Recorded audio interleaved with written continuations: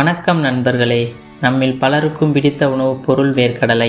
ஆனால் இதை சாப்பிடும்போது ஏற்படும் நன்மைகள் மற்றும் தீமைகள் என்ன என்பதை அறிவது முக்கியம். வாங்க நண்பர்களே, இந்த வீடியோவில் அதை பற்றி பார்ப்போம். முதலில் வேர்க்கடலை உட்கொள்வதால் ஏற்படும் நன்மைகளை பற்றி பார்ப்போம். 1.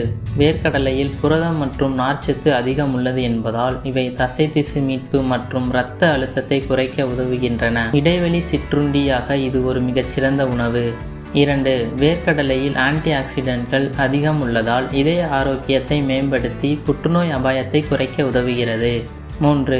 பசியை அடக்குவதற்கு வேர்க்கடலை ஒரு சிறந்த உணவு. இதனை இடைவெளி உணவாக உட்கொள்வதால் நொறுக்கு தீனிகளை தவிர்க்க உதவுகிறது. 4. வேர்க்கடலையை பலவிதமாக சாப்பிடலாம். வறுத்து, வேக வைத்து அல்லது காய்கறிகள் போன்ற உணவுகளில் சேர்த்து சாப்பிடலாம். இதை சமைத்து சாப்பிடுவதால் அதன் ஊட்டச்சத்துக்களை பெறலாம். 5. வேர்க்கடலையில் மோனோசாச்சுரேட்டட் கொழுப்புகள் அதிகம். இதனால் இரத்த ஓட்டம் சீராகி பக்கவாதம் ஏற்படும் அபாயத்தை குறைக்கிறது. இப்போது வேர்க்கடலை உட்கொள்வதால் ஏற்படும் தீமைகளை பற்றி பார்ப்போம். 1. உப்பு சேர்க்கப்பட்ட வேர்க்கடலை இரத்த அழுத்தத்தை அதிகரிக்கலாம். எனவே உப்பு இல்லாதவைகளை தேர்வு செய்வது நல்லது. 2. வேர்க்கடலையில் கொழுப்பு மற்றும் கார்போஹைட்ரேட் அதிகம் என்பதால் மிக அதிகமாக சாப்பிட்டால் எடை கூடும்.